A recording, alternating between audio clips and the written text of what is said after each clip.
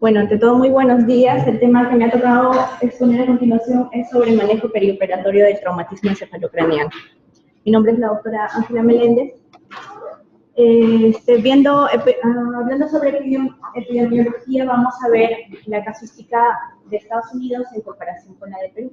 Acá en Perú no ha habido muchos estudios al respecto. He encontrado una literatura del 2014 que se realizó acá mismo en el Hospital Cayetano Heredia, en el cual, bueno, la epidemiología en Estados Unidos es la primera causa de muerte, también es lo mismo en Perú.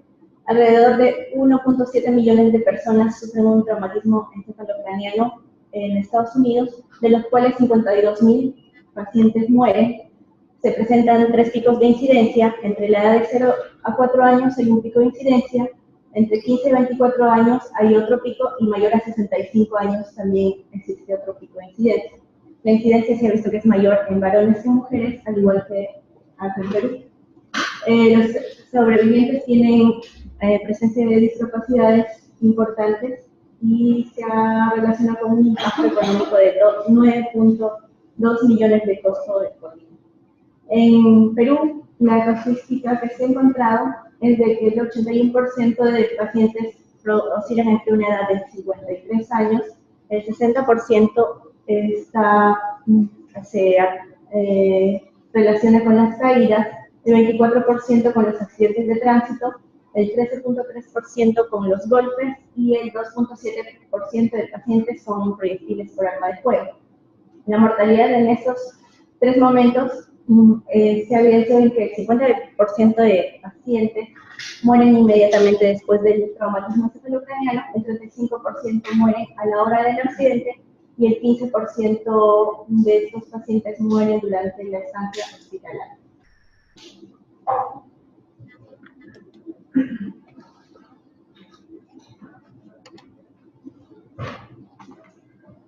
Bien, vamos a ver que ante la noxa o el traumatismo encefalocraneano se produce una lesión primaria, el cual no es prevenible.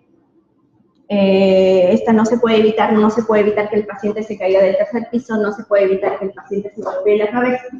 Se produce el traumatismo encefalocraneano se produce por mecanismos de aceleración y desaceleración, por un impacto directo o por una lesión penetrante o por ondas de choque. Esta nos va a llevar a la presencia de lesiones secundarias, el cual sí puede ser prevenible y nos puede llevar a mejores resultados. Dentro de las lesiones primarias se consideran el hematoma intracerebral, el hematoma subdural, el hematoma extradural, el daño axonal difuso, que es mayor a 6 horas, la conmoción cerebral menor a 6 horas, y sobre la lesión secundaria podemos llevar a medidas de intervención terapéutica que nos van a conllevar a la vez a tener mejores resultados posteriores.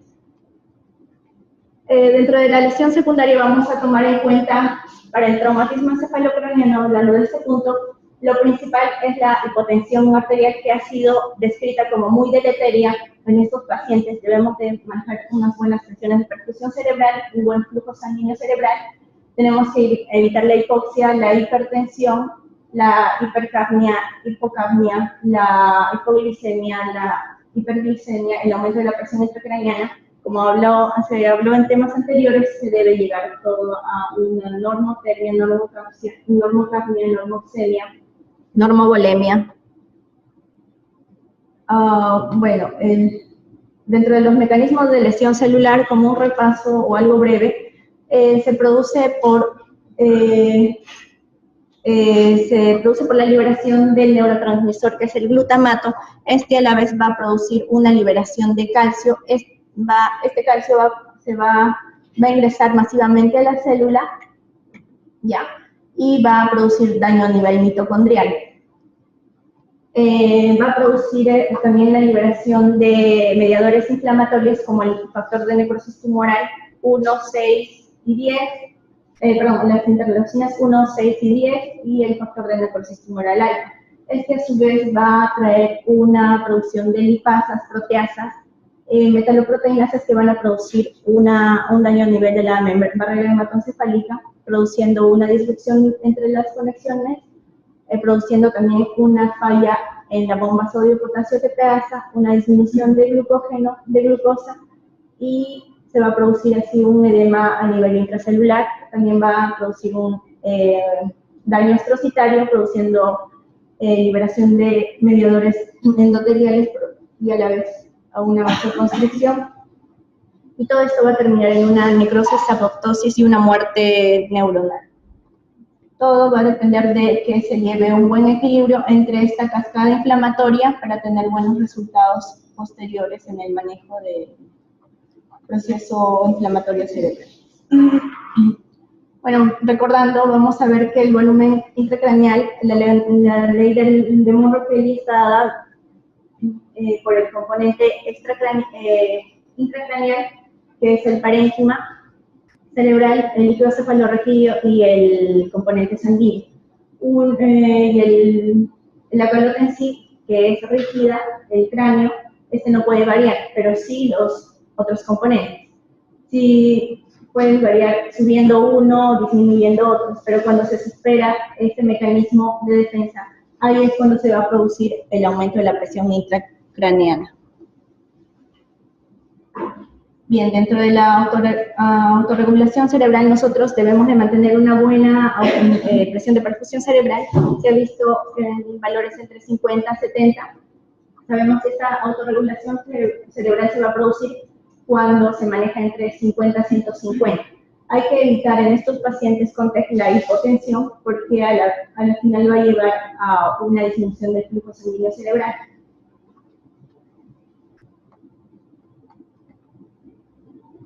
Bueno, el edema en el paciente con traumatismo cefalocraneano se produce los tres tipos de edema: el vasogénico, el citotóxico y el intersticial.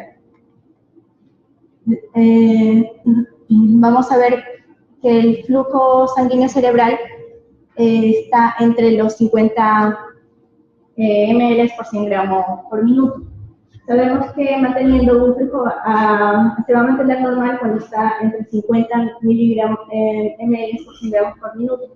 A medida que este flujo sanguíneo cerebral va bajando, se van produciendo, cuando el flujo sanguíneo baja debajo de 50, se va a producir una función eléctrica neuronal alterada. Cuando baja menor a 20, ahí es donde tenemos nosotros chance de manejar una buena perfusión, porque esta zona se considera una zona de penumbra isquémica. Tenemos un cierto tiempo para reanimar ese cerebro. Cuando ya rebasa esta capacidad y el flujo sanguíneo cerebral es menor a 10, ahí es cuando se va a producir el infarto cerebral. Y este va a ser irreversible. Dentro de la evaluación preanestésica debemos de tomar en cuenta el estado circulatorio del paciente. Muchos de estos pacientes vienen con traumas y lesiones asociadas. El estado neurológico, la evaluación de la escala de Glasgow, sabiendo que un TEC leve es de 14 a 15, un TEC moderado de 9 a 13 y un TEC severo es menor a 8. La asociación con comorbilidades, el cuidado en la vía aérea, la ventilación y la oxigenación. Dentro del monitoreo debe ser multiparámetros, se deben de monitorizar la presión arterial invasiva para un monitoreo constante. Debemos de monitorizar la temperatura, los electrolitos, los gases arteriales, la presión venosa central, la diuresis. Bien, se ha visto que según las guías del Brain Trauma Foundation, recomiendan que se monitorice la presión intracraneana. El monitoreo de la presión intracraneana ha llevado a una disminución en la morbimortalidad de estos pacientes. Y esta medición y este control de la presión intracraneana se recomienda en pacientes que tengan un TEC grave con una tomografía normal o un TEC grave con una tomografía normal en pacientes que tengan edad mayor a 40 años y una alteración de la presión sistólica menor a 90 milímetros de mercurio, o un TEC grave en un paciente que tenga una tomografía anormal. Dentro del manejo, vamos a ver que la mayoría, en el 60% de los pacientes que presentan traumatismo cefalocraneano se han asociado a una lesión a nivel cervical. Debemos de tomar en cuenta esto a la intubación. El manejo de la vía aérea se va a complicar más aún por la presencia de la hipoxemia, alteración en la vía aérea, fracturas de base de cráneo, fracturas del macizo facial, las náuseas, los vómitos, el sangrado y la incertidumbre sobre la inestabilidad de la columna cervical. Se recomienda la intubación en secuencia rápida y se ha visto estudios donde siempre con la intubación va a haber cierto grado de movimiento a nivel de la columna cervical. La intubación debe ser con fijación manual, con estabilización manual, y podemos usar nosotros ciertos instrumentos de vía aérea. En un estudio se ha visto que el uso del laringoscopio convencional, el movimiento de la cabeza ha sido mayor en comparación con el uso del gyroscopio. Y este movimiento se ha reducido aún menos con el uso del broncofibroscopio.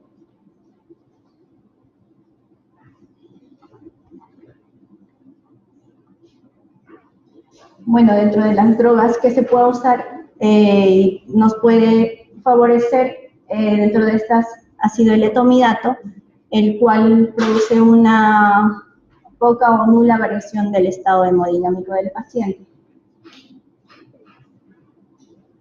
Se puede usar el propofol como ilusión, la ketamina, la lidocaína y los relajantes musculares. Dentro de la inducción, el objetivo del manejo está en no variar la autorregulación cerebral. Se sabe que la mayoría de inductores van a producir variaciones en la hemodinamia, en especial los anestésicos inhalatorios van a producir un aumento en el flujo sanguíneo cerebral. Se ha visto que esta autorregulación se ha mantenido estable cuando el CAM ha sido menor aún en el uso de los anestésicos inhalatorios. Y respecto a la ketamina, se ha visto que esta no produce un aumento en la presión intracraneana siempre y cuando el paciente esté bien con algún otro hipnótico ventilado.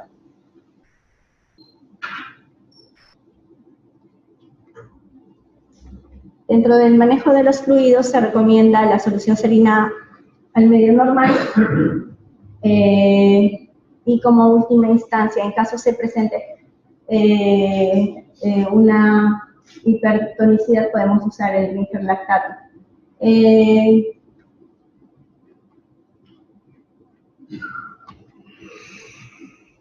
ha visto que el uso de los coloides o de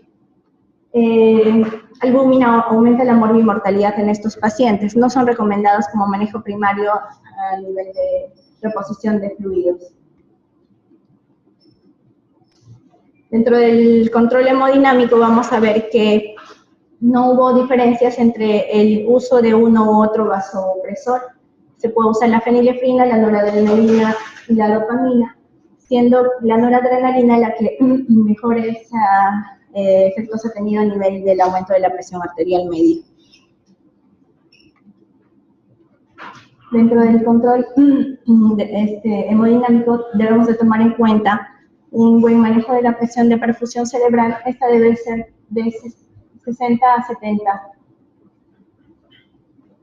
Debemos de evitar las caídas bruscas de presión y las subidas bruscas de presión también, porque un aumento de la presión arterial puede conducirnos a una hemorragia, a un resangrado, un aumento del flujo sanguíneo cerebral y por ende un aumento de la presión intracraneana. Y asimismo una disminución brusca de la presión arterial nos va a conducir a una isquemia, a una hipovolemia y a un infarto cerebral, produciendo mayor lesión a nivel cerebral. Existen factores a ciertas circunstancias donde se van a asociar a mayor riesgo de hipotensión perioperatoria. Según los estudios del Brain Trauma Foundation, los pacientes que van a presentar mayor riesgo de hipotensión perioperatoria van a ser aquellos que presentan lesiones múltiples en la tomografía. El tiempo de la duración de la anestesia también se ha visto relacionado a mayor riesgo de hipotensión.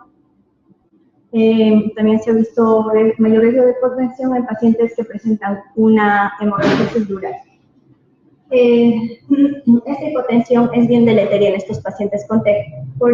En este estudio realizado se ha visto que la disminución, el aumento del 2% de la hipotensión ha llevado a duplicar o triplicar la mortalidad en estos pacientes. Por eso nos da tres situaciones en las cuales debemos de mantener una buena presión, tres grupos etarios donde debemos de mantener una buena presión arterial media.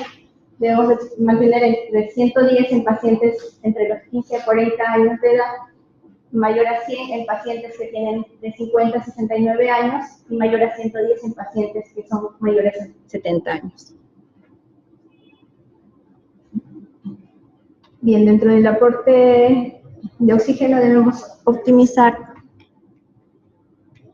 el aporte de oxígeno manejando una saturación de oxígeno mayor a 90, una presión arterial de oxígeno entre 60 a 200 milímetros de mercurio y una presión de CO2, un CO2 entre 35 a 40 milímetros de mercurio. Debemos de asegurar una buena normoxemia y normocap. Dentro de la terapia osmótica, bueno, no hubo diferencias entre si un osmótico es mejor, el malitol o la solución salina hipertónica. Bien se ha visto que la solución salina hipertónica ha disminuido en el 66% a los 30 minutos la presión intracraneana y el malitol tuvo una menor disminución en el 28% a los 30 minutos.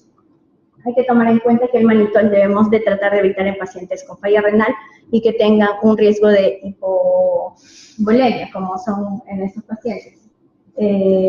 La solución salina hipertónica se puede usar al 3% a las concentraciones del 7.5% y a la de 23.4%. No hubo diferencias entre el uso de cualquier porcentaje de esto.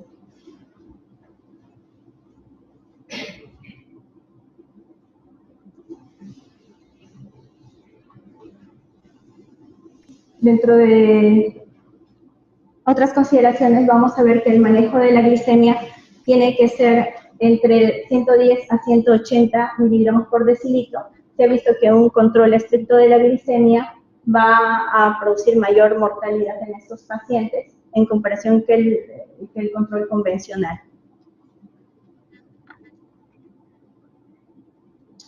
Se ha visto que la hipotermia es deleteria en estos pacientes, produciendo mayor alteración a nivel de la coagulación, mayor sangrado.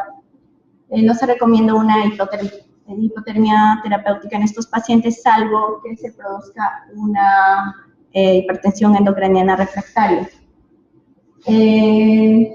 Con respecto a la coagulopatía, hay dos estudios, el estudio CRASH y el estudio CRASH 2 y el CRASH 3, en el cual va a favor el uso del ácido tranexámico en estos pacientes. En estos pacientes con traumatismo cefalocraniano se ha visto que un tercio de estos presentan alteraciones en la coagulación. El uso de barbitúricos, si bien tiene un efecto neuroprotector, se recomienda el uso moderado porque cuando usamos a dosis terapéuticas fuera de lo normal, estos van a llevar a una hipovolemia, siendo aún así más deleterio para el paciente. El uso de corticoides se ha visto que en TEC no son útiles, aumentan el riesgo de morbimortalidad a los 6 meses posterior al tratamiento. no se recomienda, pero sí en el tratamiento de las infecciones y en los tumores. Bien, la transfusión sanguínea se ha visto que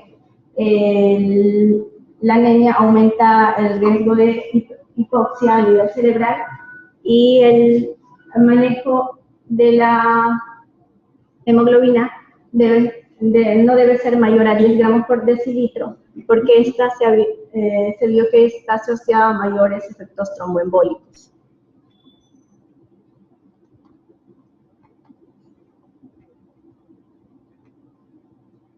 Y como última terapia se usa la craneotomía descompresiva, en el cual se ha evidenciado que esta disminuye la presión intracraneana en un 15% y sumado a la apertura de la dura madre, aumenta aún más en un 70%.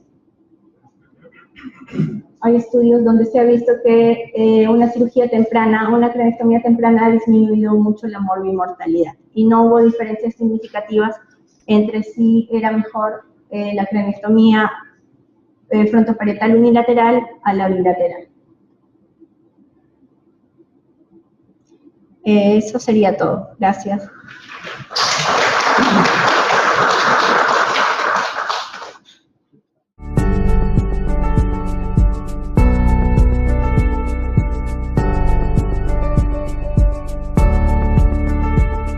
Gobierno del Perú. El Perú primero.